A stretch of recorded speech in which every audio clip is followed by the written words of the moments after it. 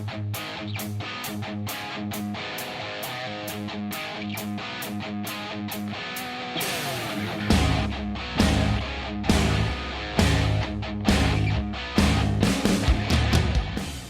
hey, welcome back. And Anthony, thanks for joining us. And to anybody that doesn't know who you are, why don't you introduce yourself? Well, I'm Anthony Garcia. Currently, I'm here in Austin, Texas, with two of the partners of the business we founded together almost 2.5 years ago.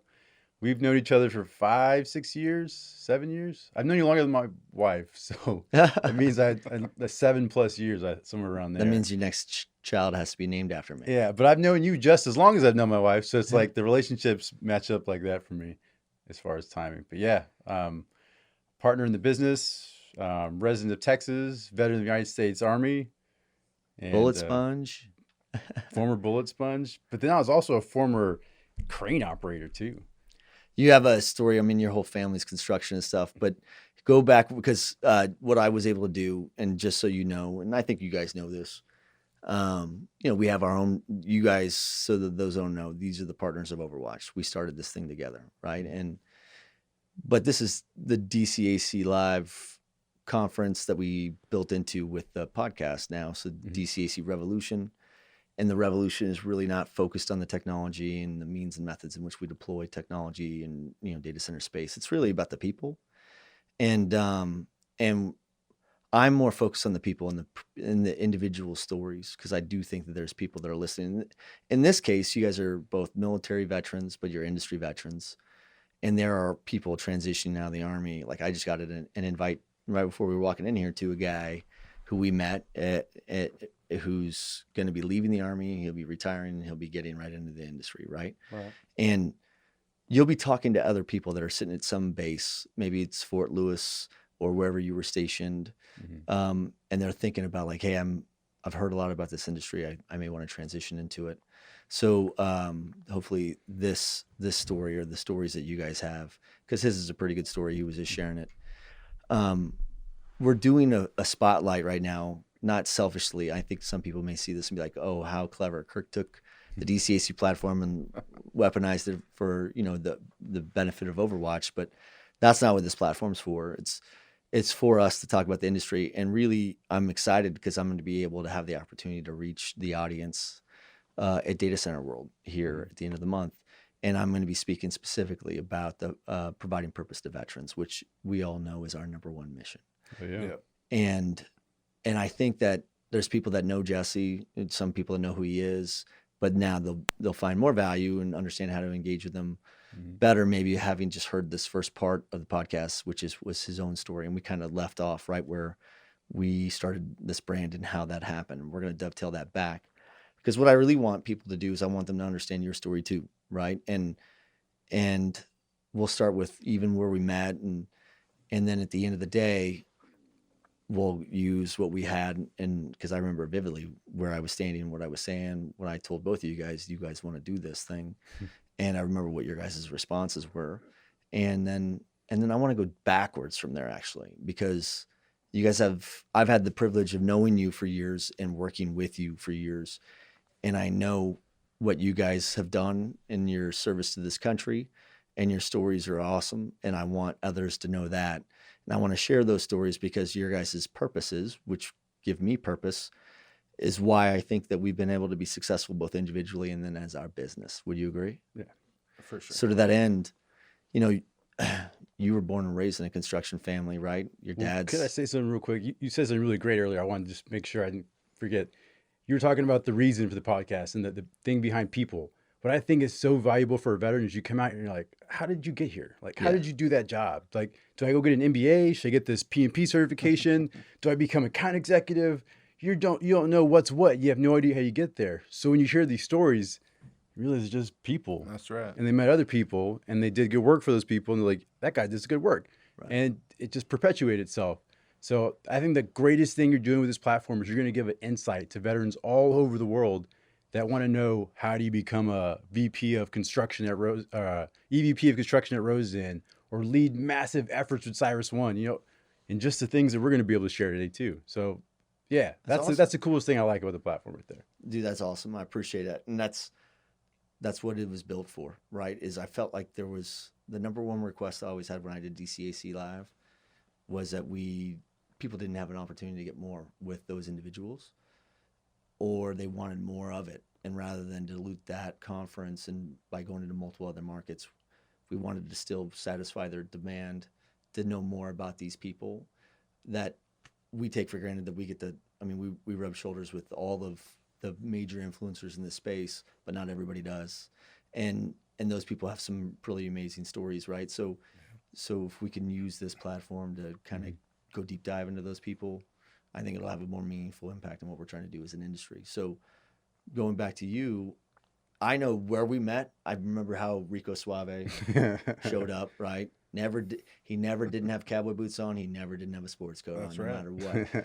So do you remember like how we first connected? I think I got you through Bradley Morris. Bradley Morris, I got an email. Well, no. So this lady reaches out to me. Wonderful. I can't recall her name right now, but I kept up with her for years. She was like, hey, we talked about a year ago. You said you were interested in this type of job, but then you turned down this one. Just seeing how you're doing. Like, maybe you might be interested in this role.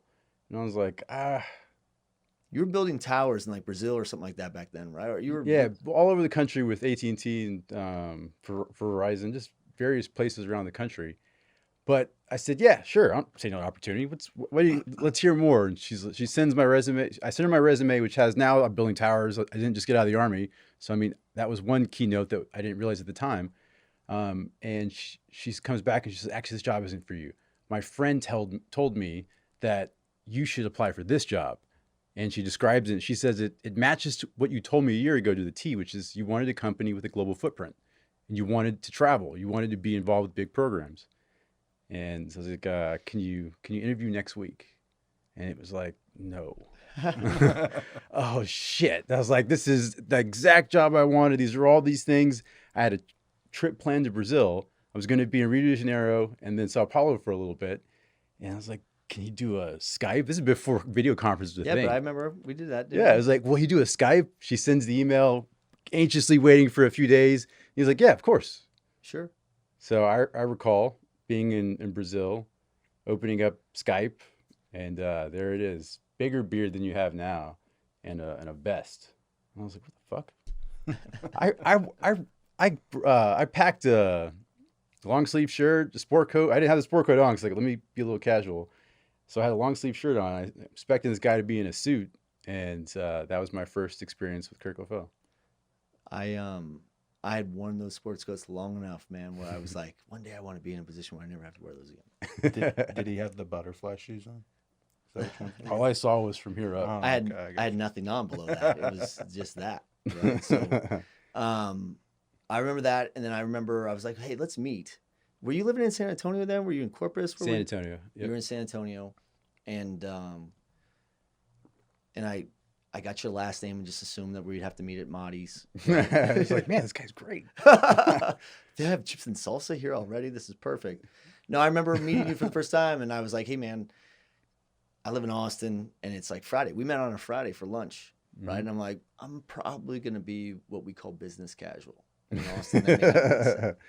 So I was always traveling. You know, I'd get on a plane on Mondays and come home on Thursday nights. Friday was my only day in an office to where I could catch up and reset and get ready for the following week, right? So I didn't want to put on my work costume on Fridays. So we met and we sat down in Marty's for the first time. And I think right after that, I was like, I think this is the perfect guy to hire. And that was probably what, 7-8 years ago? Yeah. Seven. I was, oh man, it was in May. I first met you in May. So it was May 2014. So how No, long? 2015. It was in 2015. When did you get out of the Army? 2014. That's why I know it had to be in 2015. Yeah. So I met you in May 2015, but I didn't start working for you. Well, you didn't hire me until August, September. Yeah, September. we typically slow played some of that stuff just to kind of see how hungry people were, you know, right? But we were always trying to keep our feelers open. We always had to have a fairly strong stable of people in the beauty bout are Ryan and Bradley Morris. So those people that don't know, those are headhunters that really back then were really focused heavily just on former military. I think since then both those groups have probably been acquired by somebody else, and there's other areas of focus. You don't have to be a veteran probably. But I started my career in this industry as a candidate of Orion and then used them several times. And even with our current business, I don't know how many times we've hired from Orion, but Bradley Morris, I did a lot with at every company I went to when we needed bodies. I was like, let's go find some veterans. And these groups specialize in them. And I could understand the resumes better, right? I could look at those resumes and understand what they meant first. So I got you through Bradley Morris, took a few extra months, and then you were right off to the races with us. What program did we put you on? Do you remember? That's the coolest thing. So like I was in a position where I was traveling all over the country by my truck. You know, I didn't fly back then. It was just long ass drives across the country, job site to job site to job site. And then I get the job with Nova. And then 2 days later, I'm in California and we're having drinks somewhere in like Sharif, we're meeting Sharif. Oh, yeah, Sharif. So we're having dinner and I'm having a drink and Mike Maldari's there. I'm like, what the hell is this whole world now? Like, I'm literally I'm sleeping in shitty motels, you know, living on the road kind of life. And then all of a sudden, you told me to book a hotel there. It was $490 a night. And I was like, I don't have a credit card to even book. I don't have the funds available to even put down to stay in California for a week. Like, how the fuck am I gonna do this? So it was like, my dad took care of me. So it was like, but it was just this crazy experience to go right into the situation in which, yeah, you want to go to Google. The next day you're talking with the group there. The next week you're meeting at their headquarters. Yeah. And then you're just flying around. So it was this complete shift in my life to go from, you know, working at the ground level of install, like actually plugging in things, terminating wires, you know, mounting things down to the floor with these cell phone towers, digging trenches. You know, I dug probably 10 miles of trenches just with a little mini backhoe because you're digging all the power out from this tower to the street, you know, for utilities. Yeah. So I found out when I was doing it that if I did it myself, I could make 12 grand. So if I hired someone, so you could make those decisions in the field then, and then I leave and 12 grand, you know, that's the smallest thing you operate with, you know, now you're in the data center world. So the first program is Google Fiber and running their commissioning program, developing a commissioning program with them. And That's a perfect program for you. yeah, it was just getting around, meeting different people. Yeah, it was something very different.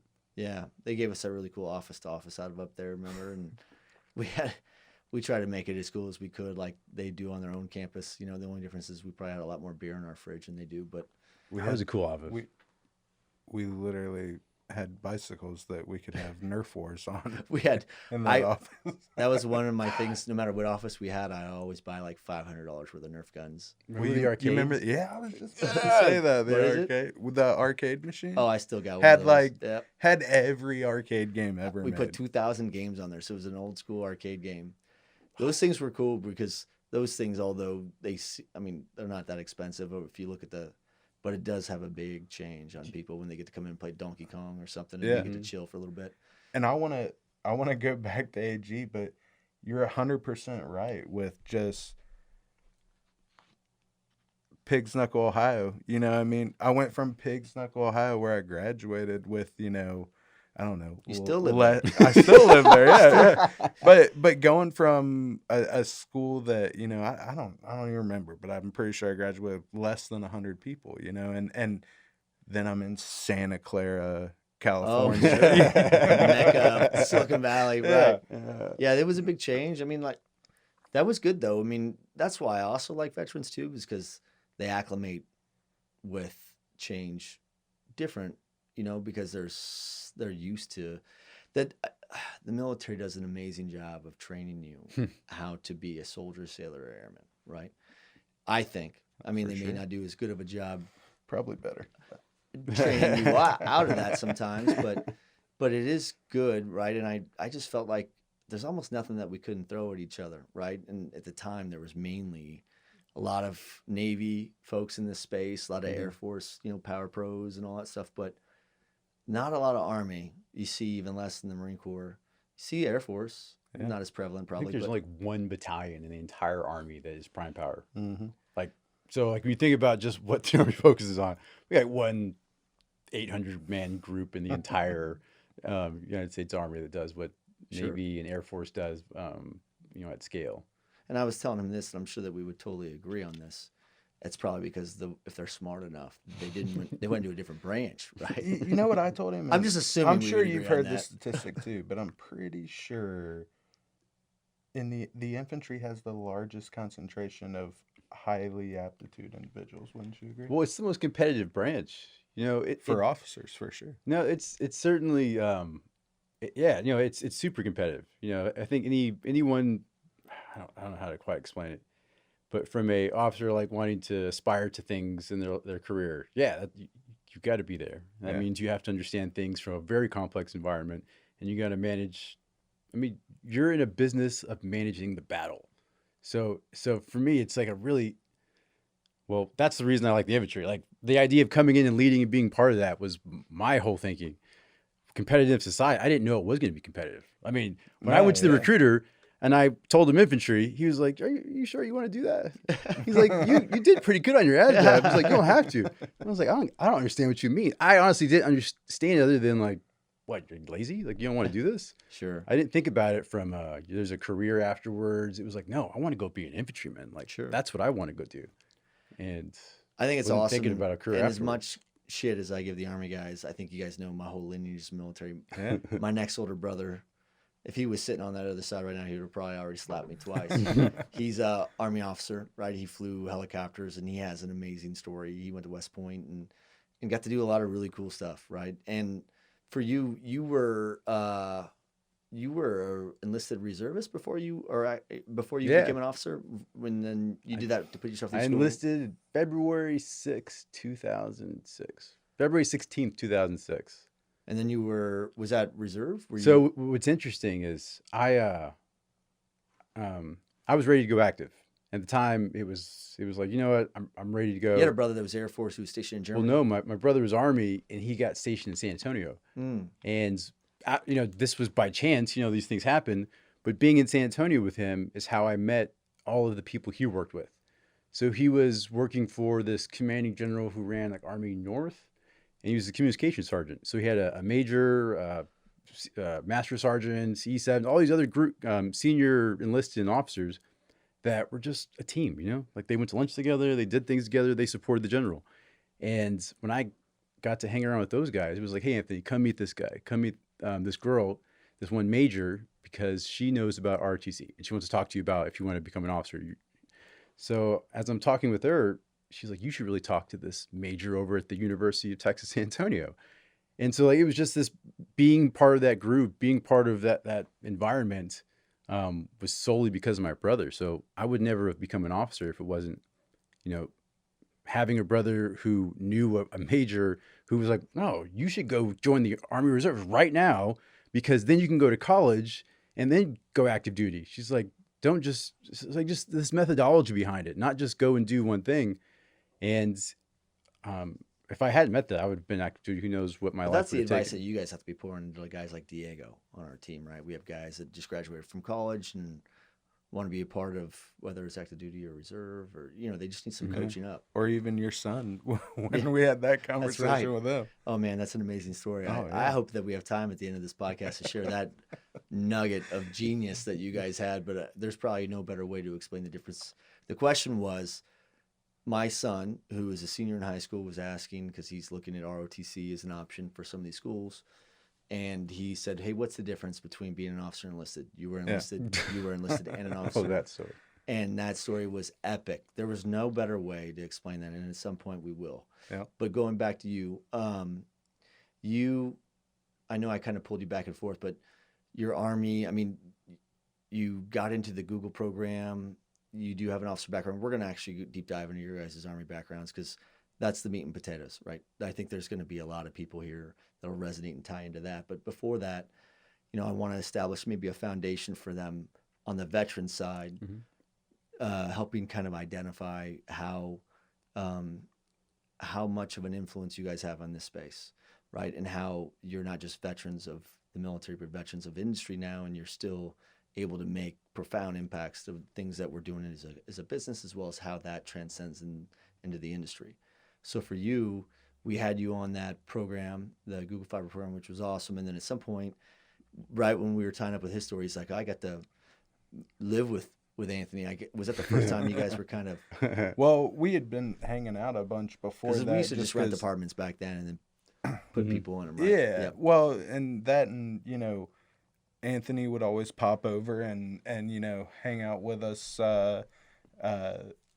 If we needed any help or anything like that with anything, Anthony would pop in and help us, and same thing, vice versa. It goes back to what you said, about everybody being a team, and going back to what trying to build something different, and it was like, no one person's above the other, and things like that, and that stuff matters.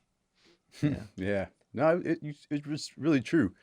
It was just this cohesive environment that was just like, I want to help him. I'm interested in what you're doing. Yeah. And I didn't experience that in many jobs. That it's a small team culture. Yeah. It's hard to build, but it was It was pretty a neat back then. paramilitary type culture. Was what we were trying to build. It's what we built when we were aligned together, and it's what we built here.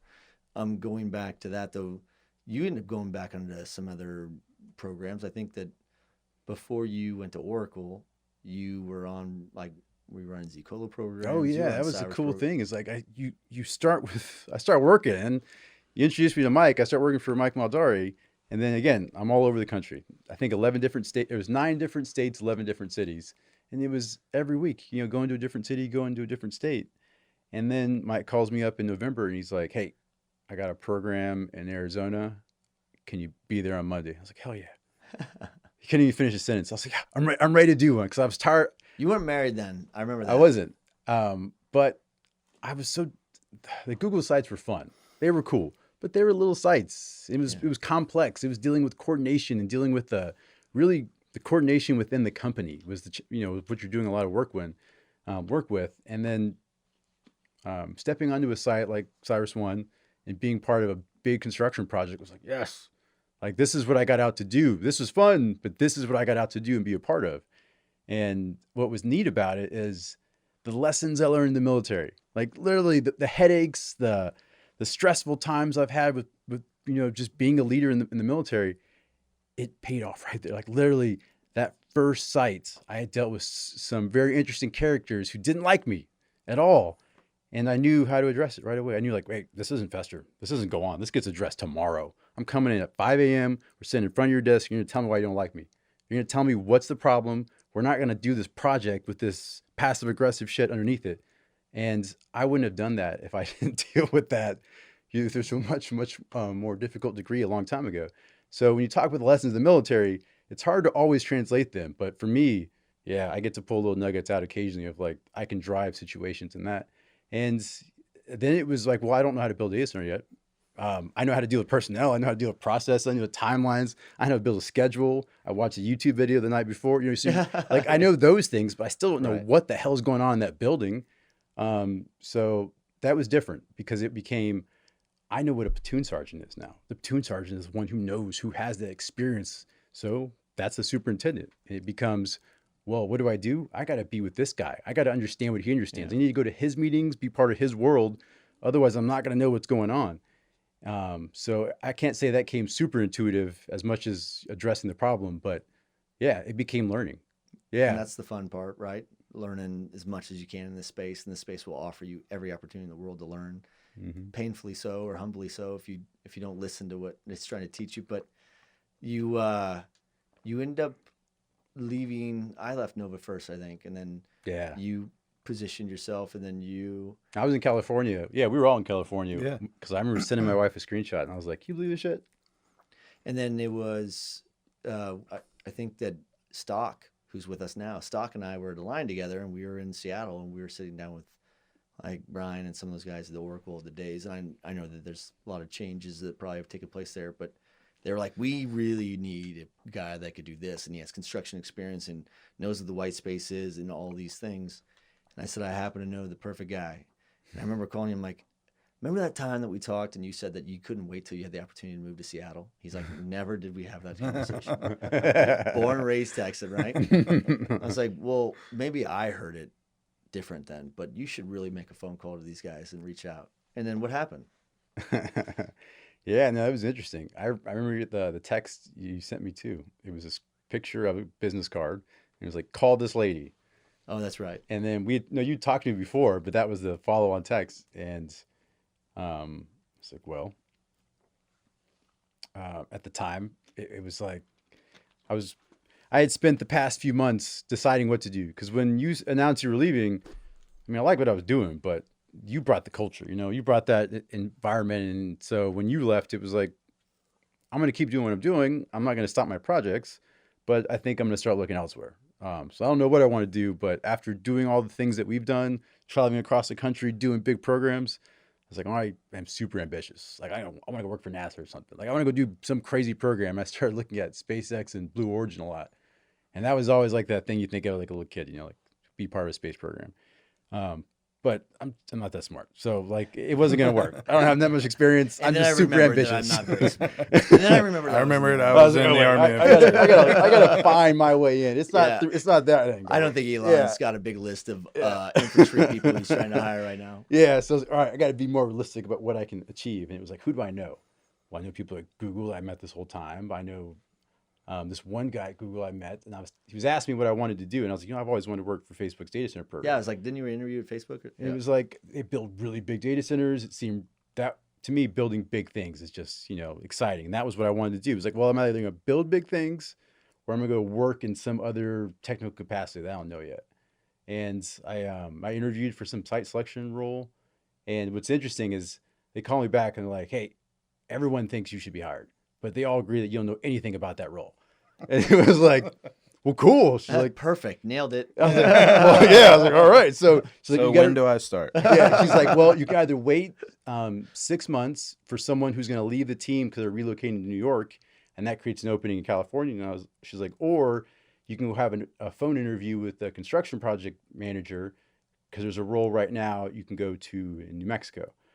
And it was like, okay, I don't know if I want to go to New Mexico. Like that's just not somewhere I wanted to move at the time. But I was interested in waiting a few months and just joining the team that I wanted to join in the first place. So that ended, and then you contacted me about that. And I had that first conversation with Oracle, and being part of something new, something that's not defined, that's like starting to be built, that's fun. Yeah, for sure. So I like the origination. Yeah. So it was like, yeah, I want to do that. Like, yeah, I want to do whatever part of that is. I want to do that. And I felt bad too, because I'm like, man, I hope, because once you moved, and I was like, I feel horrible if he hates his job up there. So I check on him every now and then, like, hey, bro, you doing all right still? Remember? You'd send stock up there too. Yeah. I mean, it was cool because it's just a whole different world going up there. Yeah. But a lot of big decisions are made up there too, right? So yeah, beautiful country too. Oh, you were I was stationed right there. Yeah, no, yeah. Fort Lewis. Well, yeah, Fort Lewis at the time. Beautiful. The coldest I've ever been in my life for the first time was in Fort Lewis in May 2008.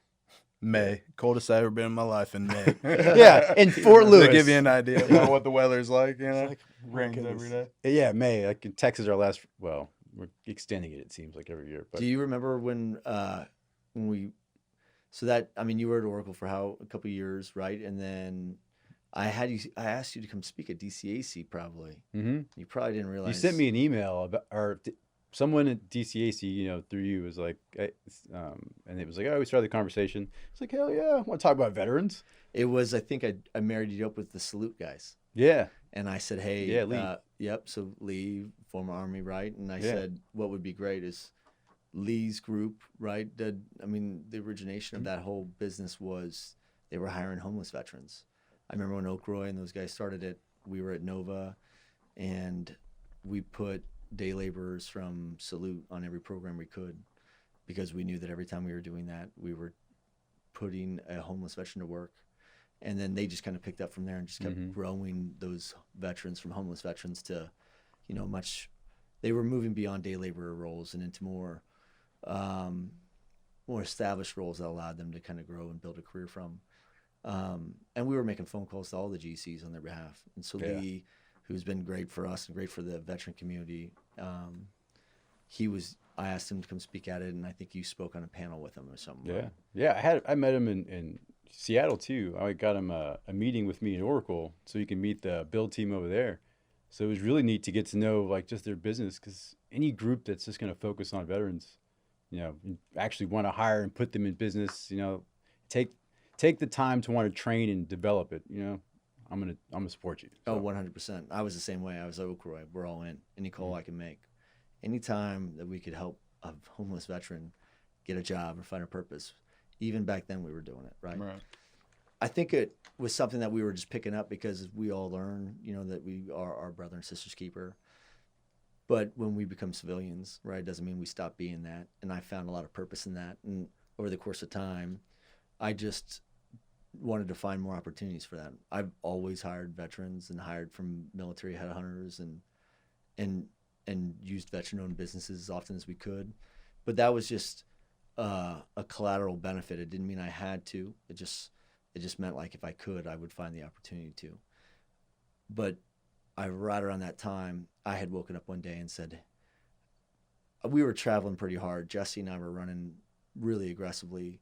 And I remember looking at Jesse and thinking, he's a younger guy. He could grind for a lot longer than I can now. But I've been grinding hard for a long time already. And I wanted to find a different thing, right, that found more meaning and purpose for myself.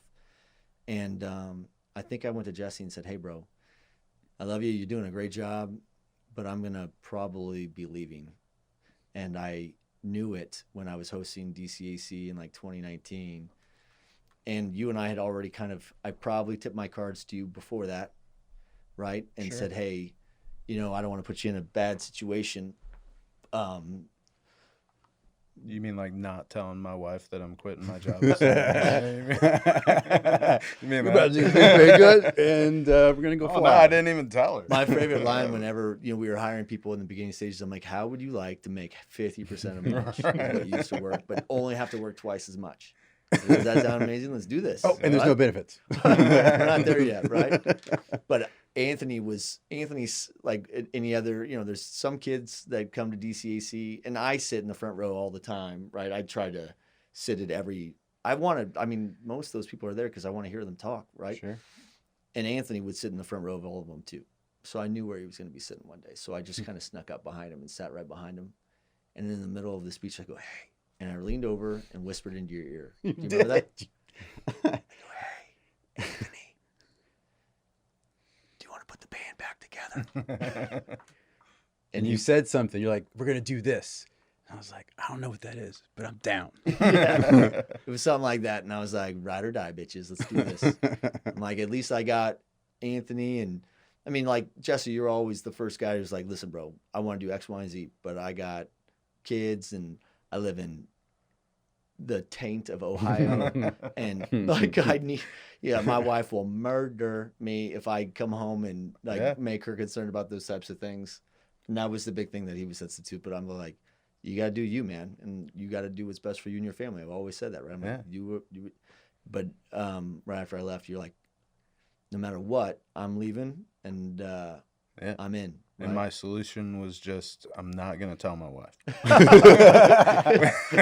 So it's not my fault, Kelsey. Legitimately, it was like 3 or 4 weeks after, You resigned and didn't even tell her? Well, I think I laid it on easy, where I was like, hey, I'm thinking I think I'm going to resign and go start this company with Kirk. And at the time, I swear to God, this was the response. She was like, well, if it's with Kirk, that's all right. And I was like, oh, cool. Well, I already did it. And I couldn't imagine how much your wife hated me for that first few months. Your wife too, probably, right? Because you were in this great job, making great money at Oracle, and you're in Seattle, and she had a kid. Everything was being stabilized, and you guys were good.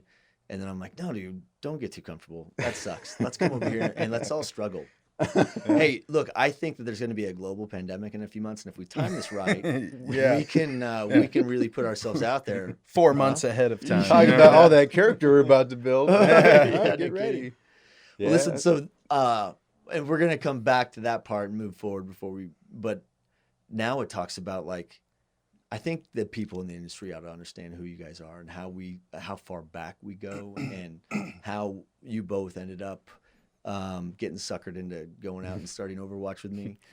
And I can't tell you, like, the greatest joy in my life professionally outside of military or whatever has been doing what we're doing right now. I've never felt more convicted about what we're doing right now, right? I haven't had a stressful day, right? I've had long days, but I can't tell you how much I enjoy what we're doing.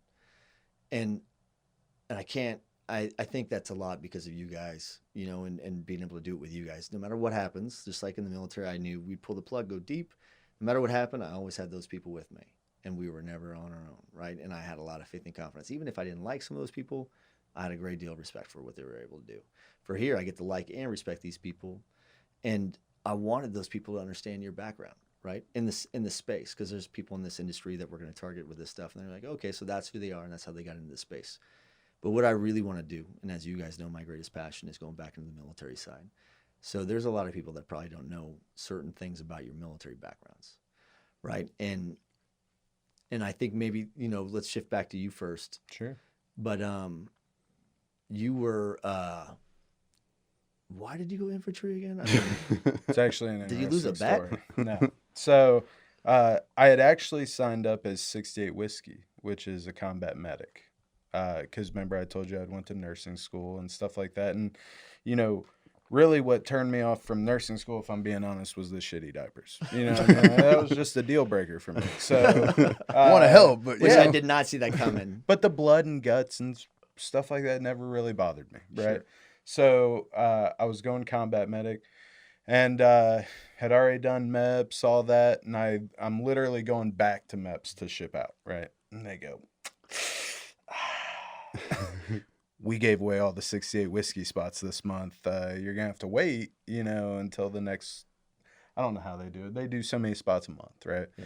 And I was like, that's not gonna work. You know? Quit my job. I'm really not trying to go back into mom and dad's basement. You know, all that. And they're like, well, let me tell you, we got all these jobs available. And I'm going through, and it's like truck driver and like all this shit. And I see infantry, and I literally don't know what it was. Like mine wasn't like the hoo-ah, you know, like, you know, American Glory story. Mine was just like, that actually doesn't sound that bad. You know what I mean? That sounds I'm cool. gonna get to actually. do cool shit, and you know, I'll stay in shape.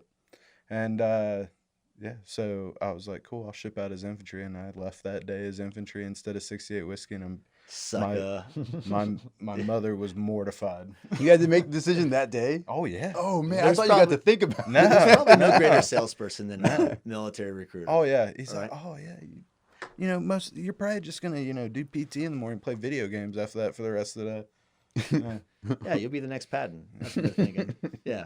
So you end up showing up, and you're like, what's all this PT business about, right? Well, so no, actually, so you know, all infantry goes to Sand Hill at Fort Benning, right? What they don't tell you is when you get there, like you go to like this acceptance brigade or whatever they want to call it, where you know, you're in a barrack and everything like that. And don't get me wrong, like people are yelling at you, but it's not that bad, you know, and you're going through and you're doing a little bit of PT in the morning, getting 3 square meals a day. You're going This is around. great. Yeah, getting shots, doing paperwork and stuff. I'm like, I should have done this a long time ago. And then I remember one day they're like, hey, you guys are going down range tomorrow. And everyone's like, man, where do you think that is? Like, what is that, you know? And then you have a shark attack the next day. And I don't know how it is for everybody, but for mine, it was super early in the morning. And all I know is the metal trash can that was at the end of the hallway had made its way to the center of the hallway, you know, without touching the ground. And just pandemonium, you know, people running into each other, trying to grab their bags and this and that. And as soon as you ran out the doors, like letting off flashbangs and stuff like that, and people are dropping bags in the sand, like coming up, just their face covered in sand and stuff, you know. And then you go downhill or downrange to your actual, you know, infantry's OSIT, which is 1 unit training station. And so you do your basic and your combat infantry training there at Fort Benning, and it's a little wild. Do we want to tell people how you were saying once, you were telling us, and this was in private, so I probably shouldn't say There this, you go. What? that you like private pile, or what was your No, listen. What was Going into the Army as private sergeant is Oh! literally the worst thing you can do. They'd be like passing out mail, and they'd get to me, and they'd be like, "I'm not fucking saying your name." They just toss the mail at you on your bed. You know what I mean? So I didn't hear my own name for Private months. I'm not Sergeant. saying your Months. name. Yeah, That's hilarious. yeah. So how long is that infantry basic? 18 weeks, I think. Isn't that what it is? Well, he was an officer. He had it. Well, Oh yeah. When I was listening, Monday I through forgot. Wednesday, weekends are optional. Yeah. yeah, you could it's remote. Yeah, towards some it, of us towards work it. for a It's living. remote. You just zoom in. Yeah. I think it's 18 weeks. All right. So, I was there from June to October. So when you come out of infantry training, they just send you right off, or is there a bunch of advanced training that you have to go through as well before you get to? No, I mean you can choose. Like I guess I shouldn't say you can choose. If you had it in your contract and if you have good enough PT score, you can go straight from there to airborne ranger. You can do all that. I didn't. I originally wanted to, and then after 18 weeks in basic training, I was like, Sandhill sucks. I'm gonna get out of here. And so at the time you could do a wish list and pick 3 different places, and mine was I think my first one was Italy, is where I wanted to go, but I knew I wasn't going to get that because that was airborne, right? But it's a wish list, right? Right. And then I had Lewis and Carson. Why? Why'd you pick Fort Lewis? I had been told by some of the drill sergeants and stuff there that, shortly before that time, a little before that time, so like, a little before 2010, they started doing like joint bases where they combined Air Force and Army base, right? So Fort Lewis is actually Joint Base Lewis McChord. I don't know, how the funding and stuff works, but basically they started getting new barracks, you know what I mean? And if you know anything about old Army barracks, you don't really want to live in them. So they were building these new Army barracks and stuff, and obviously not everybody got them, but I was like, well, I'm going to take that gamble. And I actually did. I got Fort Lewis. I got in the new barracks that had just gotten finished. The one thing that did suck is everyone was coming back from Iraq, from my company, like Skylar and Mike and all those guys. Yeah. Also. Yeah, they were all coming back from Iraq. And I'll never forget, dude, you have turds, right? Anywhere you go. And I didn't know, I just hadn't been in the Army long enough to know, there's guys that don't deploy, that stay back on rear D and stuff like that. And I'll never forget, there was a specialist named Randy Light, right? And I should have known by the way he looked that I didn't have to listen to him. But I did. And so like for my whole first week there, I'm getting smoked by this dude every day, doing push-ups outside the barracks and stuff like that. And then, Skylar and Mike and Zach and all those guys get back and they're like, oh, dude, you don't have to listen to anything that dude says. And I was like, this motherfucker. Like, I've been doing push-ups all week for some turd. Listen, the first time I checked into my submarine, you graduate from all your schools, and they're like, look, you have a week to get your shit together and report to your command. And my submarine was up in Portsmouth, New Hampshire. So we were in barracks in Kittery, Maine. And I showed up on a Saturday, and the ship had been in dry dock for a year and a half because it was getting retrofitted so it could go back out. And I show up to my barracks, which are like apartments, right? And there's a guy in a uniform that I have never recognized before. I'm like, that's an unusual looking uniform. But I did recognize his shoulder ranks, and it was very similar to Air Force. And I see the guy, and I walk by. I'm not really sure what to do, and before I had the chance to pass him and not salute him, he hems me up for not saluting him. And I was like, "Oh, I'm very sorry. And we're doing the whole thing." And the next day, I see him on the submarine. He's like an E5 on, not the next day, but like that following Monday. But I spent the whole weekend kind of trying to dodge that guy for not saluting him right and shit. I'm like, this is gonna suck. And it turns out he was Civil Air Patrol. like on the side, which I don't even know what that is. It could be the Boy Scouts for all I know. But I was like, wait a second, you're an E5 and you were yelling at me because I wasn't saluting you. I was like, I'm gonna find out where your rack is. I know I'm the new guy. I was the FNG, but I'm like, still, that guy needs to go down, right? But now for you, I mean, did you go to basic when you were reserve and then have to do something again as an officer? You just go to OCS or? It's like a long period of training. So it's like 2006. I went to basic training in Fort Jackson when I became a what is it? 22 Foxtrot. It's a crane operator and other heavy equipment. So you go there and then you go to Missouri for 16 weeks. And then you do just training on all these different types of scenarios with cranes. You're picking things up, you're moving equipment and whatnot. And then I went to back to school in San Antonio.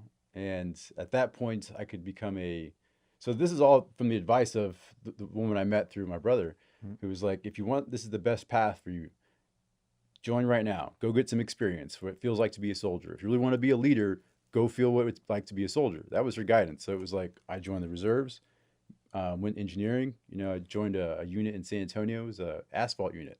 So like the first thing I learned in the military was how to build runways and helipads. What rank were you like when you come out? Were you private second class, E2? That's what you call E2, right? Yeah, that's private E2. second class was when I was there, and went to school. San Antonio College is a community college there. I was in the ROTC program, and after I had gotten, I think, 50 credits, then you can become a contracted cadet. So now you join this other program. And what was interesting about this whole scenario, this is 2007 now. I've been out of my basic training thing. I'm in the reserves. I'm in college. And I'm like, I'm not happy.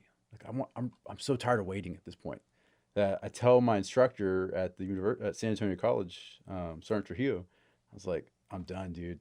I've had a lot of fun, but I'm going to go active. I've already talked to the recruiter. I'm going infantry. Like I'm going to be leaving in the end of the summer. And he's like, come talk to me like on Tuesday, whatever. I don't know what day he said, but come talk to me in the office. And I'm like, yeah, I'll meet you there. So days go by, I go meet him and we're sitting there and he's like, hey, I just want you to know you have a huge future here at the university. Like what you've done so far, all these great things, and he's going on. And he's like, when you go to University of Texas, San Antonio, which is where you go to like, now you're going to university. You leave community college, you go to university. When you're in that program, as soon as you get there, you're going to be the cadet battalion sergeant major. So you're going to lead the entire class because based everything you're doing so far. And just kind of spelled out this, what you've done is exceptional. And at the time, I didn't think I was doing anything. I thought I was just being part of the program. And I thought I was anything. I was angry because I wanted to leave. But it became, well, yeah, go lead the cadet class. Like you're going to get infantry, stay in the reserves, do this. Like his conviction, his everything. I often forget about talking to him about this. That's the only reason I didn't leave that next month, like Really? to go active, which I already had a contract for. And so what he was able to do is kind of expedite what I needed to have my contract with the university done. Because when you're a contracted cadet, now you are you're not deployable, so you have to stay in school until you're done. And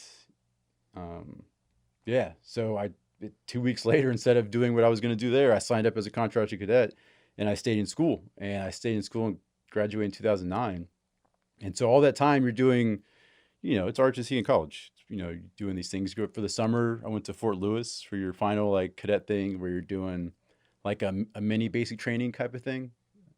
It's much easier Like than a basic field training. training, It's actually easier than even like Fort Jackson basic training. I was like, gonna it's say, not as relaxing Jackson. yeah. It's like it wasn't anything. It was cool though. It was fun, whatever. But then you graduate, and then I graduated college in May 2009. I was ready to go active, and here's another surprise the military gives you. They're like, you're not going active in 1 week like you thought you were at graduation. You're actually going active in 9 months. So you have to find a job and a living for 9 months to wait to go active because of sequestration that was happening in the military, in which we weren't getting defense budgets approved. Right. So it was like, well, we got to start trimming back budgets here. So we can't have officers supporting units that haven't been to school yet. So yeah, there's another story if you wanted to say something else. In So between. did you had to wait 9 months then, huh, before you got commissioned? Well, I got commissioned as a second lieutenant, but because of the budget was happening right there, I waited 9 months. So I basically just tried to survive for 9 months and then went active when I went to Fort Benning. So January in 2010, I leave for Fort Benning, and that's when I start my basic infantryman. I forget the name. Infantry officer basic course, something along that line. And that is, I believe,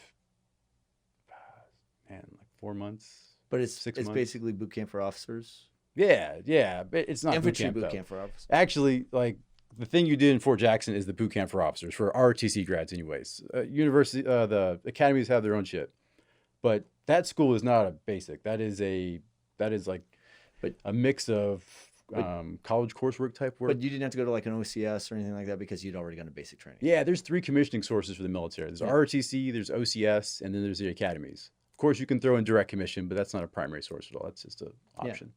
Okay. So, and then now you go to your infantry training for officers, and then how long were you guys both infantrymen and going through all that training before you started deploying? So I got there in January 2010, and then I left there in August 2010. And so from that time, you go through your infantry officer course. You're supposed to go through 9 weeks of Ranger School. I only hung out for a week. It was fun, but shit happens. And then after that, I went to airborne school for 3 weeks, then packed my bags, got to Hawaii, stayed there until March, and then left for Afghanistan. So March of what year?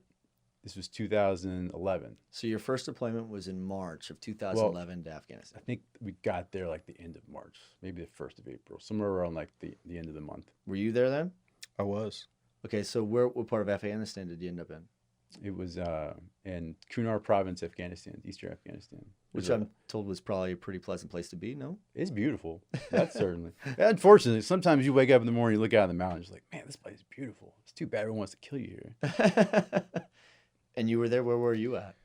Well, like I said, when I got to the unit, they were just coming back from Iraq. So I got a year with training those with them. guys and training with those guys and, building those relationships before we left. But we left in November of 11. I was there before Christmas. I know that I spent Christmas Eve on my cop. So we were at a combat outpost in Sia Choi, and from there we would take it's been so long ago, the numbers, but 15 guys out to a strong point then, and 20 guys, we'd start a strong point. What's the strong point? It's outside of a cop. It's we went to somebody's house and Gotcha. out in the countryside, in the Kandahar countryside, which is where Sia Choi is. I don't mean this offensively. They're mud huts. Do you know what I mean? Yeah. They're most of them don't have a roof. They're like a courtyard type deal with a small section that is roofed. Interesting. And we just literally buy those from them and fortify them with sandbags, and that's where we would go, and we'd run some patrols out of there and things like that. How long were you on that deployment for? Little over a year. Yeah. How about you? It was 12 months, yeah. 12 months? And then I know you have some pretty amazing stories. We got involved Sure. with some of your, your story is pretty cool in the sense that there's 2 guys that you used to work for, or at least one. You used to, was Skylar your squad leader? Skylar was my squad leader, yeah. So Skylar was my squad leader who now works for us. He's a PM on a Vantage site. And then Mike Maggio was another squad leader in my company. He works for us now also. Just started on a program in Northern Virginia. So with you guys deployed, you were gone for just over a year. Yeah. And we had the opportunity to meet. One of the things that we try to do with our primary brand is try to find ways to help more veterans. Sometimes it's hiring them. Sometimes it's, we're going to get into the Spark program, the things that you started where we're trying to, we got sick of going to Orion and Bradley Morris and just said, we'll just kind of create our own version of that and focus it really on just the data center industry. Right? Sure. And we have enough veterans throughout the industry now that kind of help understand, and they could help maybe pull a few of those veterans through they all believe what we believe, which is for every time that you hire a veteran to give them a new purpose, especially after the transition out of the military, you have the ability to be disruptive and change your life. I want to talk about your guys' transitions, but to do that, we got to talk about some of that stuff that happened in the middle that made it challenging, right? There may be some things that I mean, on a submarine, we didn't have a lot of PTSD, right? I'm not saying it doesn't exist, but we certainly didn't see what you guys saw every day. So transitioning for us was, I mean, I can only speak for myself. I was challenged in my transition, finding a purpose and meaning in life and what I wanted to do that was going to be fulfilling. But it could be even harder if you guys are emotionally taxed with some of the things that you guys have been exposed to. So for you have a really amazing guy that Jose, was our first veteran ambassador at Overwatch, and we had the opportunity to raise some money for him at a golf event last year and some charity poker and things of that nature. But do you mind ever talking about his story? No, for sure. I talked to him too and made sure he had no problem with us. Yeah, no. So it was really, over in Afghanistan, it's interesting because they have fighting seasons, right? I mean, as crazy as that sounds, you gotta understand these people, they don't have heat. They got a fire. They don't have the ability to do a lot of the things that we do. They don't have cold weather gear. They don't have night vision. They don't have those things. So I got there, like I said, around Christmas time, and you get there, and thing that'll shock you the most is it is the coldest you'll ever be. And you're like, I'm literally in the desert in the Middle East in Afghanistan, and it is colder than I've ever felt. And so get there, no fighting or anything's going on, and then about February, it's like somebody flicks a light switch. The Forrest Gump, reference where he's like, they just started shooting. That's what it's like. You know what I mean? It really is. You're out walking, and then all of a sudden one day, that switch gets turned on, and it's fighting season, and you go, and we're actually this month is a big anniversary for Jose, because it'll be 10 years. It was the other day. I talked to him, and he told me to remind you that it was the 10-year anniversary from when his alive day. His alive day. So what was that? So we were on a patrol outside of the COP at the time, which was COP Sia Choi, and we were outside. We were pulling security and kind of checking out a Wadi system for some engineers who were going to try and build a bridge over this Wadi system. So, a Wadi system is how the Afghans irrigate their crops, right? It's crazy the way they're able to do it from rivers and things like that, and they just dam it up when they don't need it, and then when they need it, they undam it. It floods the fields, and they can grow their grapes and things like that, and the grape grows poppy. Yeah, I say all their heroin. Yeah. And so we were setting in security, and we had started to set up. And so Skylar was the squad leader, and then myself and a guy named Tracy Strain was the other team leader. And we had set in security, and it was either a day or two before that we had already been there. You know what I mean? And we kind of set in security in the same location. And Skylar stayed on the other side of the Wadi system, I believe, and it was just me and Strain over there. And, between the two of us, we made the decision that, we needed to move.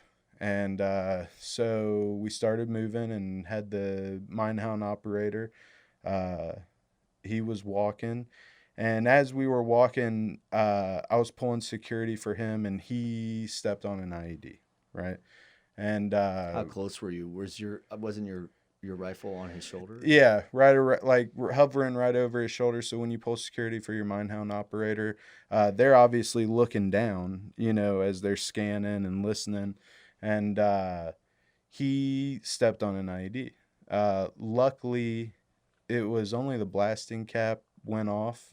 So, obviously it hurt him, and he was screaming and stuff like that. And I just remember, my ears ringing, because let's be honest, you don't wear hearing protection. Like you have to be able to hear your radio. You have to be able to hear what Sure. people are saying. And, there's a difference between training and when you're actually doing stuff, and probably should wear ear protection, probably saved me today. But, so anyways, we made the decision to move. And after he stepped on that IED, I remember I had dropped my gun, just from the shock and everything like that. And as I turned around to call it on the radio, back to Skylar, Jose was running towards me. And to be honest, I don't really remember, what happened. I remember waking up on my back, kind of like on the waddy. And I shouldn't, I don't know if it was waking up or what, you know what I mean? I don't have any memory of. You had a traumatic brain injury from it. Yeah, yeah. And I remember, listen, dude, he was awake the whole time. Jose? Oh, yeah.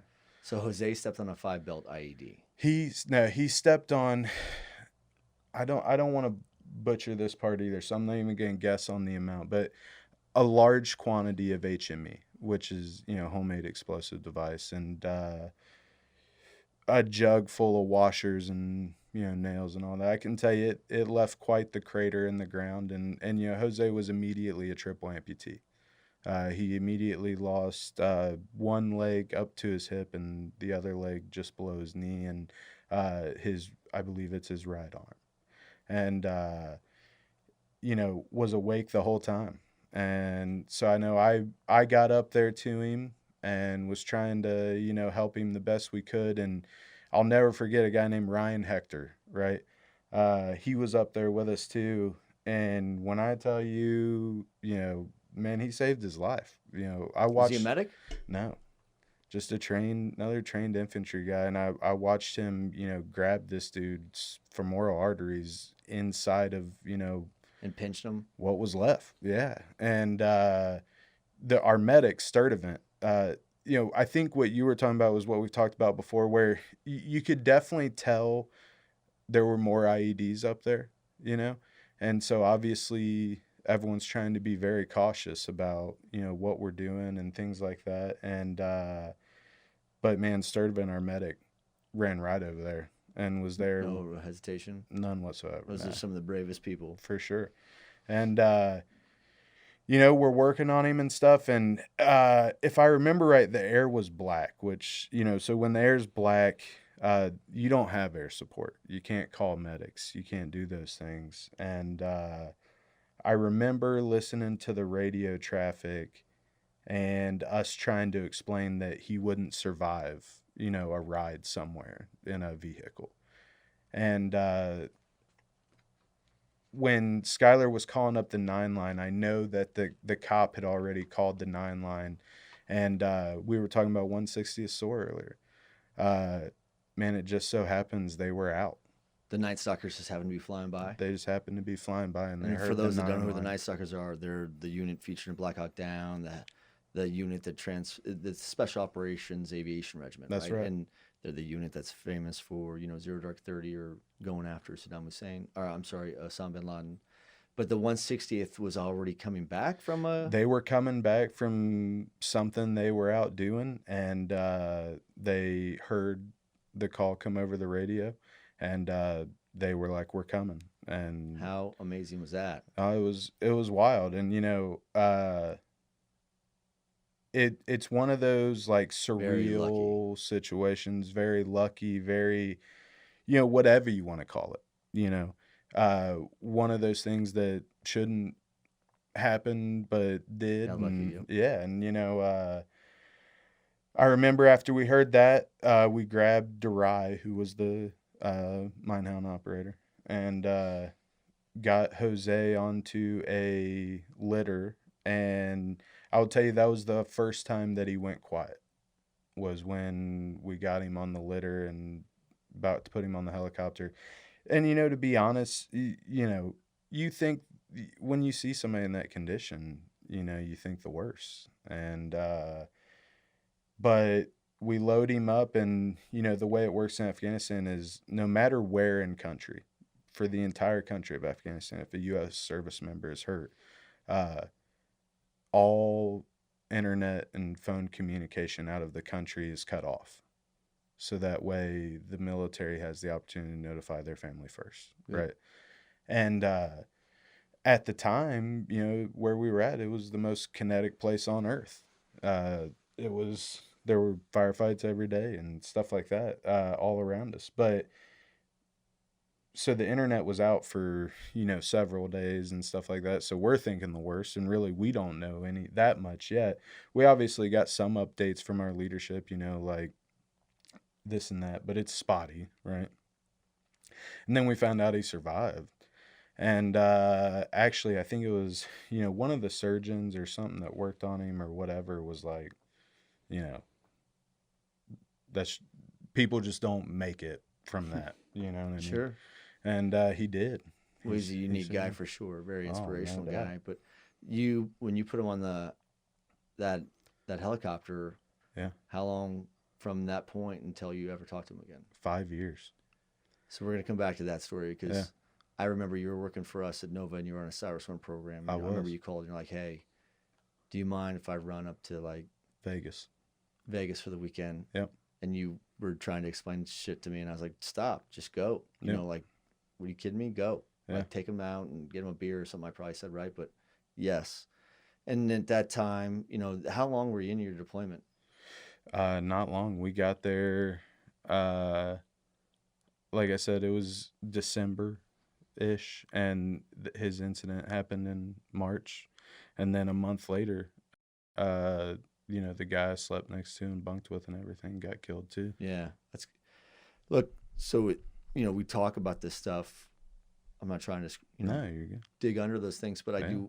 I do think that there's a lot of folks that are, we talk about all those statistics, right? There's, since September 11th, we've lost, not to trivialize your pain with you brought up a stroke, but let's say 8,000 soldiers, sailors, and airmen since that happened, September 11th. Yeah. We've lost, It's like 134,000. I think it was more north of 150,000, Yeah, right? Which something was the like that. genesis behind 22 Kill, right? Yeah. 22 Kill was 22 service members would kill themselves every day. Mm-hmm. And that was a big red flag for us because Marine Corps and Army folks are most likely, they have the highest rate of suicide. I mean, not that airmen and sailors and stuff don't do that too, but you've been pressure tested in ways that it just makes you at a higher risk category, right? Mm-hmm. So, going back to your story, the reason why we're talking about it and sharing Jose's story, because one, he's an amazing person. He inspires a ton of people. I mean, he just won a gold medal, right? Yeah, he just won the World Paralympic surfing competition. Yeah. That's right. And he was actually the very first veteran fundraising thing that we sponsored. And Yeah. we didn't have shit for money. Well, I remember going to Alvy and being like, "Hey, I need $1,000 or $1,500." Or, I don't know, it could have been $500. I think it was I think it was like $1,500, and what it did was it paid for the Airbnb. the Airbnb for. So there's like 10 to 15 of us that try and get together every year. Yeah. And that was the first time. And you guys all got together for the first time. Yep. To go watch some surf. That's right. It was like a surf competition, Yeah. and he just won. I didn't realize you're all getting together for that. Yeah. Pretty That's crazy. cool, man. Yeah, it was awesome. And for you, I know that you were busy over there too. I'm not sure, and you don't have to tell any of your stories, but if you want to share one that you think may inspire somebody, the genesis of these stories, and I think that we have plenty, unless you want to share any of your stories. Yeah, what I think one of the interesting things about being deployed or being in a combat environment is, you have good days and you have bad days. You have days in which you fucking rock that battle. You have days it just didn't happen. So I'll talk about a good day. What's interesting is you're like, well, what's it like being a leader in the military? What's it like walking? I didn't know the people I was going to lead necessarily. For me, I started out, when I got to my battalion in Hawaii, I get there August timeframe and I'm ready to lead. I get to my battalion and talk to my battalion commander. And report, it's like, Lieutenant Garcia, I'm here. And he's like, you may not be here long. He's like, we got so many damn lieutenants. Someone at HRC has not told them that we don't need any more people. So you're going to go hang out with Captain Schutz for a while. But again, you may not be here long. I was like, okay. So, for the next few months, I fall into a contracting role, logistics. And I'm just doing things. I'm just solving problems. I'm helping buy gym equipment, doing all kinds of random tasks. And then I get brought into an office a few months later, and it's the XO and the S4, the guy I work for. And they're like, hey, we're about to go have a meeting downstairs with you and all the other lieutenants. And we're going to make you an offer. You can all go take platoons right now if you want to go to an armor battalion, or if you want to go to a special troops battalion, or some other ones. Tomorrow, you take a platoon. And he's like, we're telling you now that we don't want you to leave. So when we tell this to everybody, you have a spot here. You're going to lead a platoon as soon as we get to Afghanistan. And I was like, okay. So raise your hand, don't volunteer. So I was like, all right, cool. We get to the room, and it's like every single person, hell yeah, I'm going. Because no one wants to be on staff. Fucking sucks being on staff. Yeah. You're ready to lead, and you get there, and it's like, hey, you're an admin, bitch. Go work for this dude, and you're going to support him doing his mission. Well, my attitude is whatever I'm going to do, I'm going to do it with, vigor in it, like excitement. Yeah. Like I came here to do something, not, complain about it. So I just made myself invaluable as I could.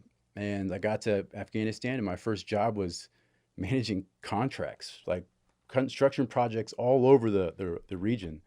And so I'd fly around, go pay $10,000. I had tens of thousands of dollars in my pockets any time. And you're financing construction projects all over the place. I'll go work for a group, and they're like, hey, we need barriers. Like, we're getting the shit shot out of us on this one side. Can you get us some barriers? It's like, hell yeah. So you just find a way to go build things and find contractors and pay them with cash and do things. And I did that for 3 months, and then my time came. So it was like, all right, I'm going to go. There's even more confusion there. I was supposed to go to a whole nother platoon, but other things confused that. So I ended up leading a group right there at Fort Bostic. That was the fob I was on. And it was Charlie Company, 3rd Platoon. So Comanches. And yeah, so like you get there and it's like, hey, I'm Lieutenant Garcia. I'm taking over platoon. We've never met any of you before. I don't know the commander. I don't know anybody. Let's do this. And so you go through what's left seat, right seat. And left seat is you basically sit in the back seat while the other guy is leading for 2 weeks or a week. And you're just kind of being there observing. And then you take over. And so my first day, we were on a brigade QRF. So the operation is Overwatch, Bronco Overwatch. It is an operation done every single month to resupply Fort Bostic because we are the most remote location in the entire country. So that would take the entire brigade being involved to resupply all the bases and then finally us. So what it became was a big ass firefight across the entire battalion. But we were QRF, so I'm basically, just standing ready. And then at 3 a.m., my first day, you get a call. It's like, let's go. There's an issue. So like 5 miles ahead, the convoy's coming in. They've disabled one of the trucks up front. It's getting daylight soon. We cannot be in daylight. This is not an area you're in daylight. And they are just tens. There's probably 300 5,000-gallon diesel trucks, 18-wheelers, all types of things going back a pretty long ways. Like this is an incredible convoy that goes all these different groups. And they're pinched in this one point because they've disabled one truck. It's about, I get the call at 3 a.m. Team gets out there. It's like around 4:30. And the first thing is like, well, fuck, we got to get this damn truck out of the way. So you send the team up and we're like, well, how the fuck are we gonna get this thing off? We gotta ram it very gently because down goes 300 feet into all kinds of shit. So we're able to, I have my my weapon squad leader and he's backing up his RG45, that big older, backs it up and just like rocks it. And that bitch just goes and you just see this huge diesel truck flying down the way. And it's like, wow. First off, you see the villagers start running out and you're like, oh, it's like, well, this is barely getting light. And you have people running down from the area. And it's like, sir, this is about to get really bad. If they try to cross in here and try to take over this, can I take this out with the Mark 48? And it was a simple conversation, but he was like, Roger, go ahead. All right, Chapman. And so he's just laying down Mark 48 on this thing. And then it didn't blow up like I thought it would. It blew up like just like a jet flame out of side, and it's like, all right, that was interesting. All right, so now we're clear, but now we're in the daylight. And so they start taking out the lead trucks. And so now you have disabled fuel vehicles and resupply vehicles. And I never forget this woman. We affectionately call her Cornbread 6, but Cornbread 6. she's a logistics commander on the other side.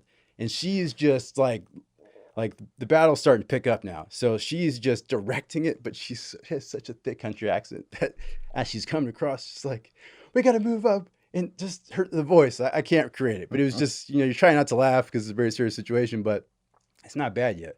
So we're able to get them through, and we're still stuck because now I've gotten all this convoy through. I need this shit. I was just a contracting officer who ordered half the fucking lumber that's coming. So I'm like, I got to see that shit blow up. You know how much time it took for me to get this? So we've staged our team out here, and I only have half my platoon because at the time the other half of the platoon was taking over OP Mustang, which is the OP that overlooked the FOB. So the team was split when I took it over. So I had about 20 people this time. And so we have about 5 trucks spread across this area. And we're just trying to inch through because so many things are disabled. We're trying to keep down the fire from that way. And there's a 5,000 gallon diesel truck in front of me. My truck is here. And I remember sitting here. And I just, as I'm looking forward, I could see these little sparkles out in the distance. And it was like, I didn't even have time to fully process before it became this incredible like fireball that just boof. And it's like this gigantic explosion that just, you're looking up like, holy fuck, that's what I thought it would look like when it exploded. Not like the other one. And then the next thing I feel is right outside my window, bah, bah, bah, just like, and I get down because I've never been shot at like that before. But it's like the bullets start hitting the window and the truck, and then it hits my engine. And then it starts smoking. It's like, oh shit, go. And he's like, sir, we can't do that. Go right through that fucking fire. And he hits it. And I called my squad behind me. I was like, my truck's gonna die. You're gonna ram me as soon as my truck dies. I'm gonna get as far as I can. As soon as you see it, just ram the shit out of me. That's exactly what you do. Interesting. So like, I'm going through there and I'm thinking, wait, maybe he's right. So we're getting through this fucking fireball. And I was like, holy shit, this is, kind of want to take a picture. I'm gonna be honest. So like, it was like fucking unbelievable. Like just being engulfed by this thing. And then you drive right through and it's like, and then it's like, we're out. Ram. He's just getting us up the hill, getting us up the hill. And then we get along, roll right in. I call my commander and I'm like, sir, this is Charlie 36. Sir, I'm combat ineffective. He's like, you're good, Garcia. Roll it in. Because they're all watching the battle from up there on top. Oh, I'm rolling back to a checkpoint 2.5. That's like one of the main places we managed. So we were out in the distance clearing that area. We were trying to make our way back to the checkpoint because it had HESCO barriers all along the sides. You could tuck in there. And it was like, that was the start of the day. What happened after that was we lost probably 26 trucks that made its way through. So this became what we called the Armageddon bow. Because for as far as you could see this way, as far as you could see that way, it was just black clouds of burnt trucks. Like, fuck, they took out truck after truck after truck, blew up the lumber, blew up everything. And so I was just so irate, just so mad. It's like, I was like, I've worked so damn hard for that lumber. I did all this shit. He's mad about the wood. And so I sat there thinking at night, like after it, I was like, I'm going to find these people. So I was like, I got an idea. It's like, don't laugh.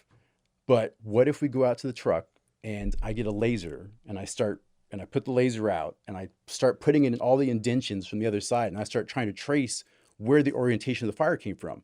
He's like, Garcia, you're fucking stupid. Like that's the most ridiculous thing I've heard. I was like, no, I think it's a good idea. So, so I was like, we're going to go out there tonight. We go out there and that's what I did. I took the team, we go out there, go on the other side of the trucks, took out the compass. We're like, all right. And then started patching it together. And it's like, well, they're all centered in this area. They're sitting in this area. You can start seeing their fucking, but like where they start maneuvering in positions to fire us along these areas. So battlefield intel is an area that is yeah, you know things, but you don't know shit until you're on the ground in that environment. And if you're not actively trying to find out why the things are happening to you, yeah, so that was my first day. Like first day on the job, first day as a platoon leader, first day ever using radios, first day, everything. And you blew up everything. That's horrible. Yeah, I fucking lost I everything. probably should have checked your Everything. references. Sounds before we about like that hired him. Facebook interview. I was It like, was like maybe I should have known this everything. before we hired you. I didn't realize Not you a couldn't get anything single done. piece of lumber made it, man. Not one. They blew up mail. They blew up all kinds of shit, dude. It's crazy. And that was the first day. I always wondered where my mail went. You know, Do you guys Yeah. feel that? I mean, honestly, I've talked to people. I'm like, this is the mission critical vertical or the mission critical environment, and it's typically, it used to be measured based on for every 1 second of downtime was $1 million of lost revenue or death, right? Do you feel that having dealt with downtime or mission critical being measured in mortality, do you feel like that brought you any advantage into this industry by dealing with the pressure of this space, or was there just none? Well, this was interesting to think about. When I first got out and I was having problems finding my place in the world, like a career, I don't feel like I call on those skills as well. Like I just was in a different position because once I got to Nova, once I was stable, you think about Maslow's hierarchy of needs, like weren't certain things were there. It was like all the memories came back, all the useful stuff came back. Yeah, there's baggage, but yeah, that's when it became what stress, like who died today, like Yeah. like like we're not getting shot at. I have food. I got an expense card. I get to go to dinners. We're getting decent hotels. Yeah, it became like this is fun. Changes the optics. Yeah, I think for me a lot of it was, and you were just hitting on it, like a contractor comes to you with a change order, for more money than you have approved in your budget. Like, yeah, that sucks. You know what I mean? You're gonna have to go talk to somebody about it. But that's all you gotta do. You know what I mean? Like you're not calling up your buddy's mom, you know what I mean, to let her know something, or I mean, you wouldn't be the one to do that, but you know what I'm saying. You wouldn't. Yeah. You're not calling somebody up to, have a conversation about somebody's not coming home. I think bad days are just different type of bad days, and I'm not trivializing our civilian counterparts because they, a lot of people go through a lot of crazy things in this world, Hell yeah. but most infantry people, especially if they're like, hey, I went on a deployment, I'm like, well, that probably means that you traded paint and got into environments in which your bad days were measured with life or death versus, this person's mad at me, or I got to go figure out how I'm going to tell someone I'm going to be 5 days behind schedule or $100,000 over budget. You could live with that. For sure. So I remember, Shap, when we worked at Aligned, one day he was like, are you just arrogant or cocky? And I haven't been in combat, but there's a different level of stress that we had on submarines sometimes when we'd pull the plug and go deep. I mean, that's Oh, fuck, I don't want to do that. 26 megawatt reactor on it with a bunch of weapons and a bunch of people, and a lot of bad things could happen, right? So I don't know, I just felt like we're not going to sink today. And, I just felt like I think I've been pressure tested and trained to deal with stressful environments. Doesn't mean I don't get emotional or get upset, but it just means it takes a little bit more to get to that point sometimes. You know, for sure. you guys feel the same, or? Yeah, and there's this whole, you have so many similarities with other veterans, like in kind of having this whole relationship here. It's different. And I think we've encountered it with civilians who work for us. Like, we're afraid we're not going to be a part of this culture. And it's like, no, I mean, we're building a culture, but that is something veterans inherently have, like, in relation to each other. I noticed, so I floated through the military, I came out of the military and went through, I've had some amazing jobs and got to work for amazing companies. And I didn't leave those companies because I was like, oh, I suck, or I hate this, or I hate them. Not the case at all. I probably talked to every one of my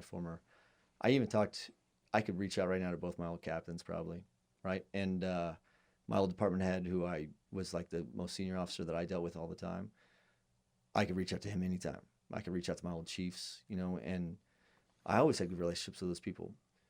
I tried to. I got to work for people that I respected, right? So, but I remember he thought that he wasn't saying I was arrogant, but he was wondering why I wasn't stressed out so much sometimes. And I was like, there could be worse days, right? Yeah. So like things are just going to be challenging, and we just go into work and we figure out how to unfuck that situation and then keep on trucking, right? So I agree. when you guys go through these pressure tested environments, 12 plus month deployments for each of you, and you guys see all kinds of the worst things of combat, but the best things about, being in a tribe, because like I said, I worked for a lot of different companies, but the one thing I always found was veterans kind of like a magnet in some cases. They kind of want to try back up, and it's indifferent. That I think that emotional draw, it transcends all branches. I could commit to and have a relationship with a coastie, the same as I can an Air Force person or Marine. And even if I didn't deploy, I feel like I could still connect with them. I don't know if you guys felt I couldn't connect or couldn't understand because I wasn't Army. But when you guys were going from that hyper mission critical mindset that was only successful because it was built on a foundation of incredible culture and trust amongst your people, and then you come into or you spill out into the civilian community, what was the first thing you were looking for? Was it, a lot of us were like, I want to figure out how to make some money, because when you're in the military you don't make any money, right? Yeah. And you're like, hey, the first thing I want to do is go make a little bit of money. If I'm going to have to eat a shit sandwich all day, the more bread I have, the less shit I have to eat. So let's do this, right? But the reality is, you chase down a number of jobs and, get a good amount of money, and you're like, that doesn't make me happy still, right? So what was the biggest part in your transition? And think about that, because hopefully at some point there's maybe it's just all Army guys that you guys are going to connect with this story, or some Marine Corps guys that can empathize and relate. But that transition, how hard was it? And what were the things that you guys drew on? And then where did you guys find it to where, for me, it was a little cyclical like this until I found some stabilization because I discovered what I needed, right? Yeah. What about you? Well, I would say that, I've tried everything at least twice, I mean? Like volunteer firefighting, like I said, building tank lids, working for HUD. I think the biggest thing to take away from it was like, and what most veterans need to understand that they're not alone in is like, I mean, the truthful answer to your question is, I had no clue, you know what I mean? Like I didn't know what I wanted to do, had no idea, what. I just got done, spending a year where the highest quality skill you could have was if you could actually hit somebody when you shot at them, you know what I mean? So like, not many jobs like that, like just floating around. So had no idea. The biggest stressor for me probably was I found that, and again, I don't mean this in a negative way towards, our civilian counterparts or anything like that, but I found that like, complaining about certain things annoyed me a great deal more than maybe it did before. You just appreciate things differently than them. Yeah. Or just, the experience of, like, man, I'm not going to go to work today because I have a headache.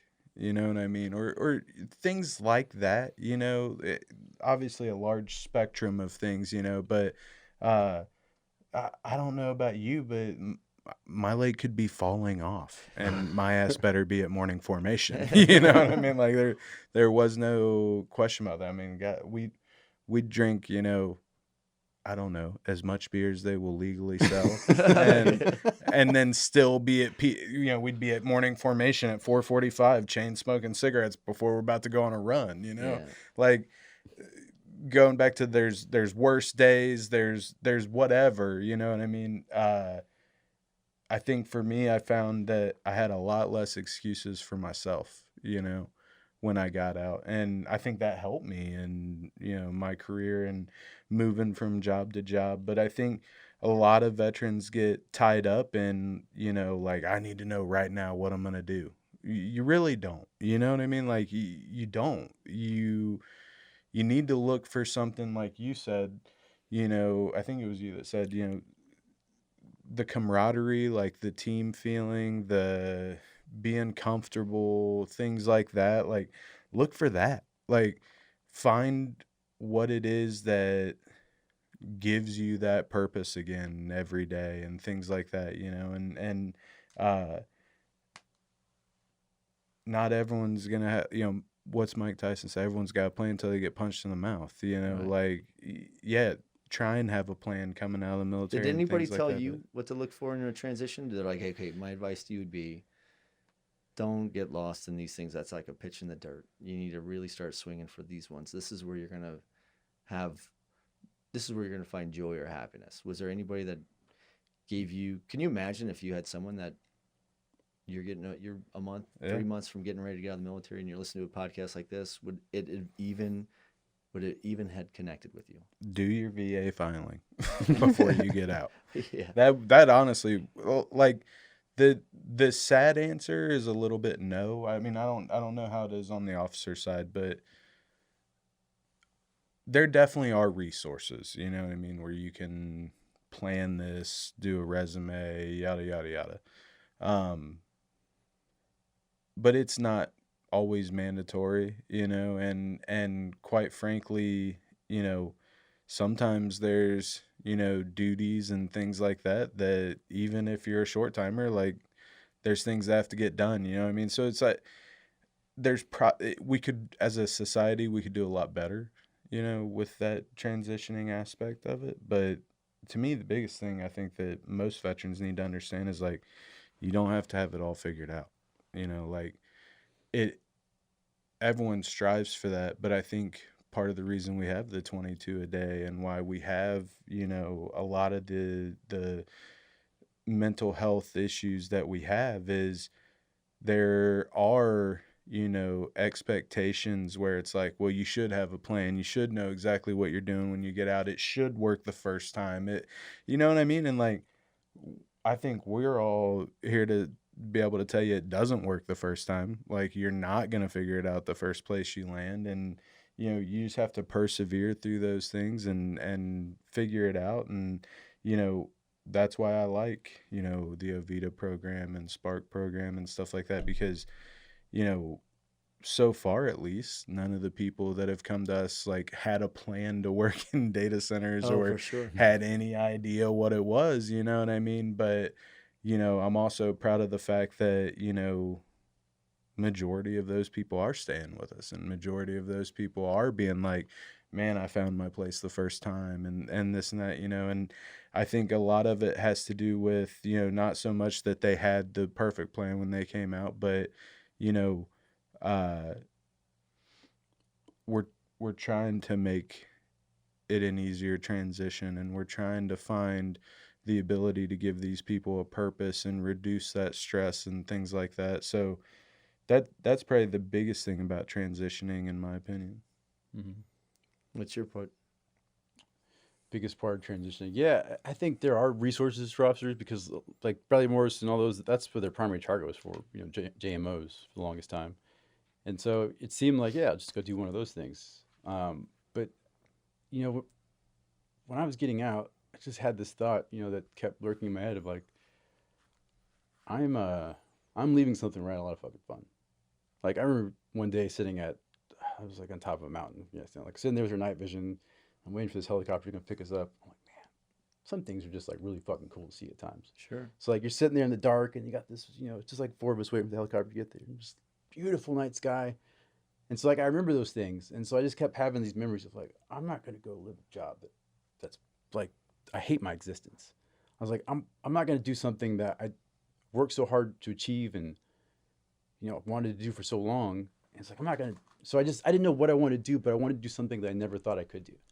I wanted to exceed like anything that anyone I've ever known has done. So I wanted to keep going, and I didn't know what it was. So at the time, I think the biggest problem I had, and this is a thing that veterans I think can pay attention to, is you should be that ambitious, but understand where to apply it to. Where I was under the mindset of like, hey, I'm a captain, I've led some shit, you know, I'm pretty like, right, I know things. I should go apply to be a manager. I should go apply to be this. When I shouldn't have. I should have just tried to get into that industry. And that, I think, was just fundamental, and that I just didn't realize at the time. It's like, I know you don't want to start over, but you should start over. And you should lower the expectation of what you're going to land first off and just get where you're going to go and start learning some shit. Go throw yourself in an environment. Now, getting there, again, it's its own challenge, which when it came down to it of what I wanted to do, I wanted to, again, work for a technology company at the time. And I applied in the most terrible of manners, you know, on the online portals, not understanding how this whole process works. And then when I couldn't figure it out, I fell back on what I was planning to do if I didn't, which is go to school and go get an MBA. And enrolled in the University of Texas San Antonio at the EMBA program. And that's where I got a really good lesson on, everybody, well, 30% of the class were veterans. Everyone I hung out with during class and after class were veterans. So when I talked to them, it was like, hey, dude, this is how I got to USA. I met this guy, or like, it just became this, you met someone, you understand someone. You understood that it wasn't applying to portals and being online necessarily. It was getting to know people and then like shaking hands and having conversations. And I learned that there. And I learned my humor was needed to be different, like cursing, a little less. Those were things about learning to be a civilian and a professional, not even just a civilian, a professional, like being in a professional environment, understanding just different courtesies. So that's what I got to learn there. And that's when it was, again, like, I'm itched. Like, I can't do this anymore. Like, this is fun, but I learned some things, but I'm going to go be part of business now. I'm going to be in the industry. So, yeah, long story short, and about transition is I had a terrible job coming out because my expectations were in the wrong direction. And yeah, maybe someone could have taught me that. And I don't know. I don't know how to solve that problem necessarily, other than if you don't start realizing what you want to do a year before you get out, don't wait until you get out to then discover that, like, what do I want to do? Like, I should have been looking at this 6 months ago, at least exploring things online, talking to people. I didn't do any of that. I was just like, I'd be fine. I got this. So would this podcast have changed you? If you were, a couple months from getting ready to get out and someone from the industry that you knew sent you an email or said, hey, check out this. It's a link to a couple Army guys. And, they are not, your infantry guys. It's not as though it's not as though this industry is like saying, yeah, all infantry are good, right? In terms of you have the ability to come in and transition, your skill set of what you've learned. Like you said, the highest value out of your skill set was whoever could shoot with the greatest deal of accuracy, right? How does that transcend into value to this industry? Or, that's value where there's pent up demand from employers that prospectively would want to bring you on board their team. But even you, as the person sitting, some Army base right now or some Navy base right now or whatever, and you're sitting there going, hey, look, I'm listening to the story of these two guys and I can relate to their stories. Do you think that this podcast would inspire them to try to look more into this industry? I think there's two things that I would tell that person. And one is, you hit on it a second ago, and I actually think, JT may have hit on it when you guys were talking too, and it's that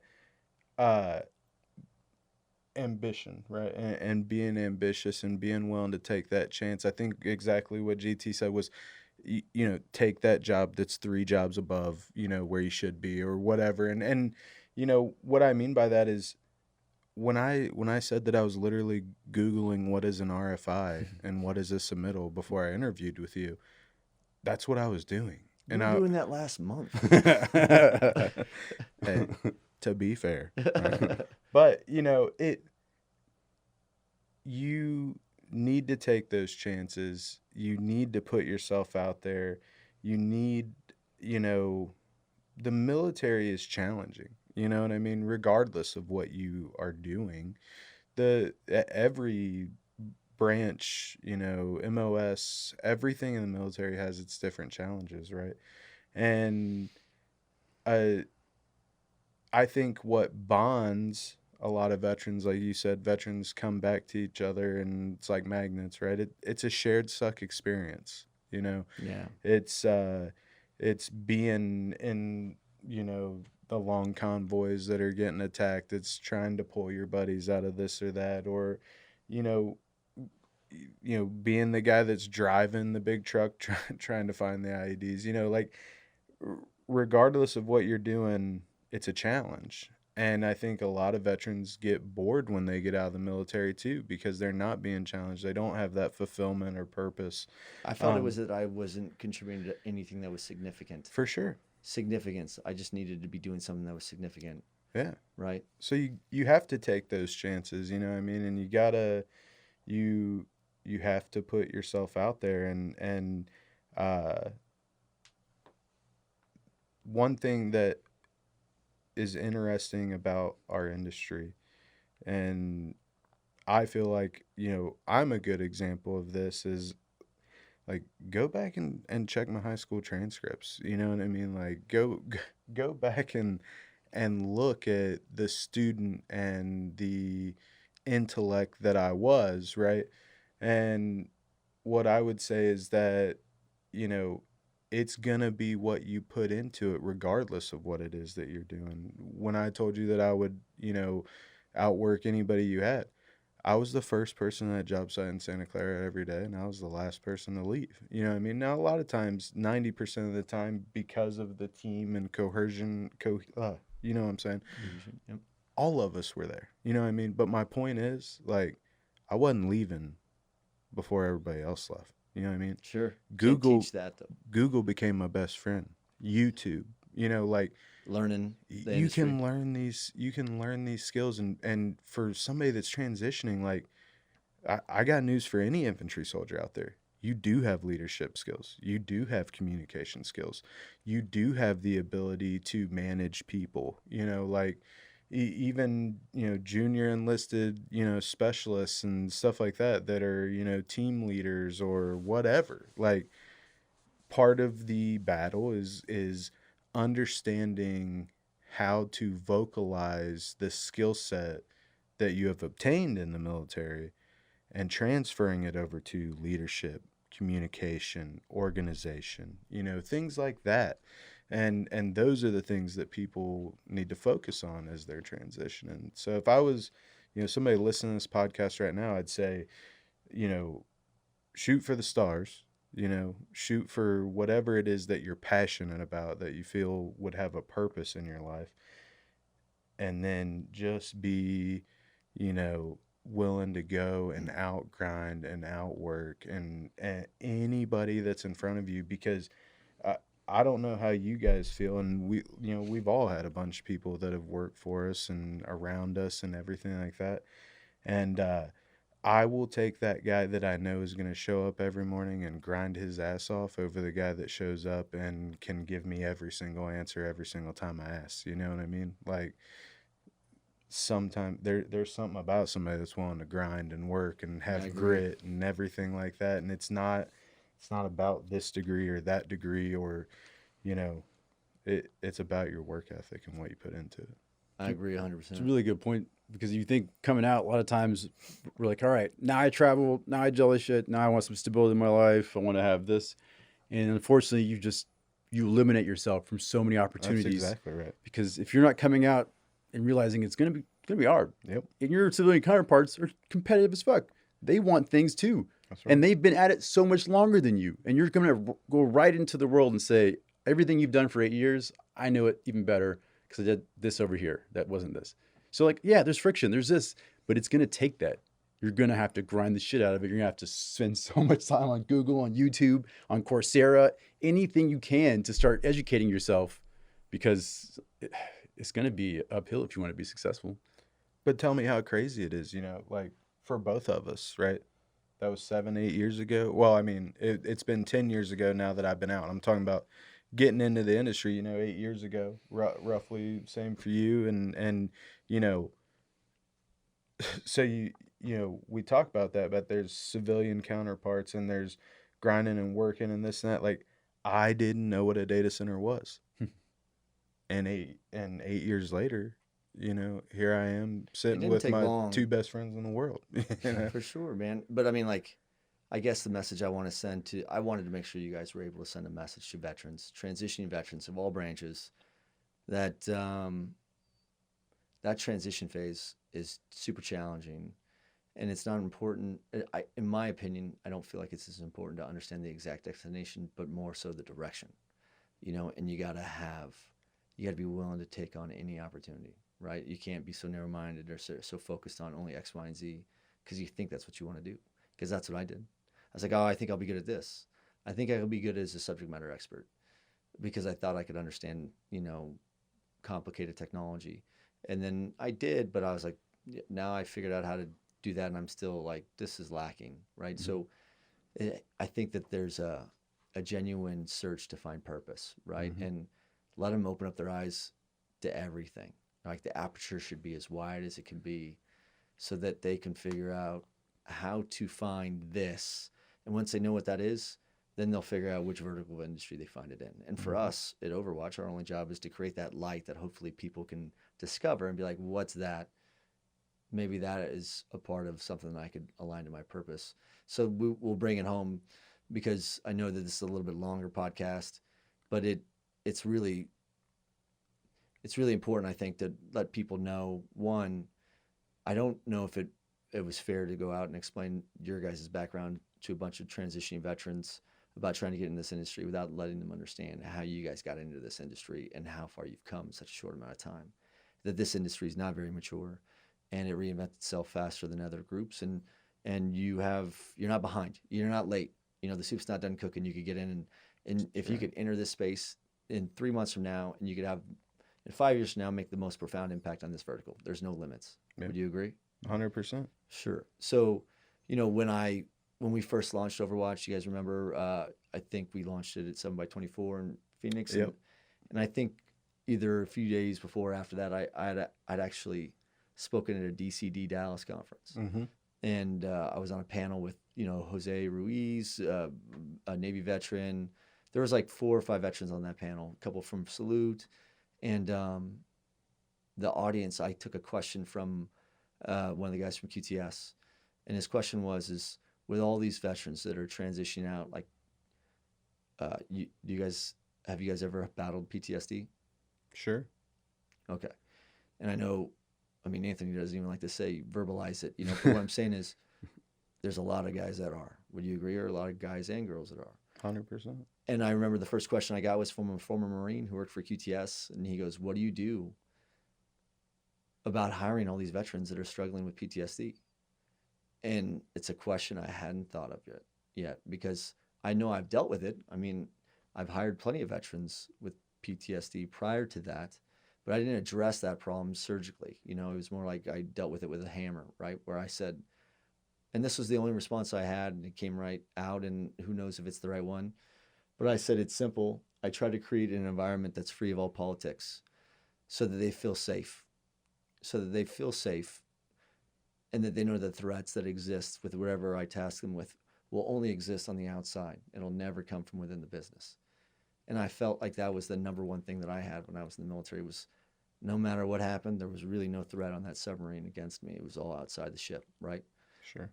And maybe that's not enough. You know, maybe that's not enough is, you know, provide a safe environment for you guys to grow. But I'd like to think that it seems to have been good enough for you two, at least, because the both of you guys have been kicking ass for combined 15 plus years now, and you got to work for some pretty big brands and work for some of these pretty big brands. And who would have thought when you guys were over in Afghanistan in 2011, you guys would be doing this today, right? Not me, that's for damn sure. No. Right. So any last words you want to say to these transitioning veterans, because this is about them? Well, I mean, should we enlighten them on the enlisted officer, you know, conversation, so they at least know? Listen, if you're a veteran in transition and you find yourself in Austin, Texas next week, Come hit us up. We'll be hosting a party Yeah. on the 29th and the 30th. All veterans, transition veterans are welcome, and I'd love for you guys to share that story with them. I don't know if it's good for the podcast. Yeah. Poor Grant would have to edit out everything. So it's a great story, though. It is. Yeah, and I'd just say in closing, you're not done learning. You have to get so involved in just trying to understand. Okay, a data center is what? What can you learn more about it? What can you learn about the industry? What are the components about it? Who teaches things about it? And I guess for us, it's more intuitive, and that's where it goes back to, you got to start reaching out to people. Find people that maybe you aspire to, or best, just start searching people who have the same branch as you. Go search Army guys. Go search infantry guys. Go search people from your university, and go have a conversation. That's what I did. That's what's really helped me, is just I reached out to over 100 different veterans on LinkedIn before I got the job at Oracle, because I was trying to get a job at Tesla. Over 100 different people. One Navy dude responded to me. He got me an interview there, and that's the whole reason I had even an option to go to Tesla. So that doesn't happen unless you're willing to put in work to try to find someone. And yeah, closing thoughts, go talk to people within the industry and try to figure out all kinds of neat things. Don't take a job just because the paycheck, or it's in your city, or it doesn't travel. If you get pegged into an industry like that you did not want to be, if you stayed a nurse for 2 years, 3 years, you know how hard it would have been to then be coming to the side. Right. Like it pays dividends to do a little research before you get out and start finding out what kind of neat shit is out there, and not just take it because it has a paycheck associated with it. Yeah, I would agree with you, and I would say, you know, like you said, be willing to do anything. You know, like you've already been doing what somebody else has told you to do for several years. You know what I mean? Be willing to take the traveling job. Be willing to go here. Be willing to go there. Because one thing about this industry in particular, if this is what you're looking to get into, it's relationships. You know, like we all care about each other. The entire industry, you know, cares about each other and looks after each other and is there for one another. So, you know, go and take that job in, you know, BFE and, you know, go run that program and then be the first person standing there willing to go do the next one, you know, because that's how you build your resume. That's how you advance quickly throughout an industry and, you know, be willing to take the same risk and chances that you were willing to take when, you know, you signed up willing to risk your life, you know. Take those chances because I'm proof that they pay Pig's off. Knuckle, Ohio. That's right. The taint of the Midwest. That's right. So to that end, guys, let me, on behalf of all the listeners, say thank you, one, for your service, because I never deployed like you guys did. And I had certainly never been in harm's way like you guys have. So thank you to you and all the guys that you've served with and all the people out there that are continuously serving for doing just the most amazing things. Thank you for being my partners in business. It's just the most humbling and joyful thing I've got to do professionally. And then I would say this. I want, if you're listening and you're a transitioning veteran, or if you're not, but you have a family member that is, I hope that you reach out to Jesse Sargent or Anthony Garcia on LinkedIn and instant message them and reach out and ask where to begin. Maybe they could talk to you about Operation Spark or the OVITA program, the Overwatch Veteran and Transition Apprenticeship program that we have. Yep. But like, I welcome all veterans. Reach out to these guys. They could reach out to me if they wanted to as well. But you can find these guys on LinkedIn at Overwatch, Jesse Sargent and Anthony Garcia. So thanks so much for your time, guys. This was amazing, and I look forward to doing it again. Oh, yeah. Thanks for having us. Wouldn't rather be anywhere else. Yeah. If there's any general contractors out there, please give us a call. We'd love to introduce you to some veterans.